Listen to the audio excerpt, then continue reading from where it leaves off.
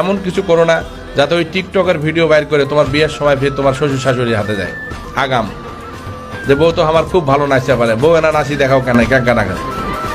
আজকে টিকটকের কথা যদি আমি বলি, অনেকে বলে টিকটক ভালো এবং খারাপ দুটোই আছে।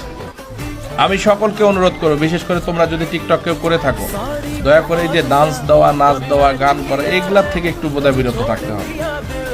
কারণ একটা সময় রাজা বাদশাদের টাকা ছিল, জমিদারের টাকা ছিল, গরিব মানুষের মেয়েকে নিয়ে এসে রাজমহলে কিন্তু উনি শুয়ে থেকে সুরা পান করতেন, আর গরিব মানুষের মেয়ে কিন্তু নাচ গানা করত।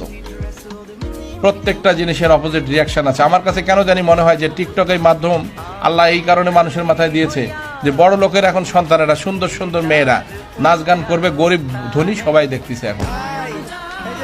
বোঝেন না এই কথাটা? যে টিকটকের মধ্যে গরিব মানে কি, বড় লোকের মেয়েরা এখন নাচে। কোনোদিন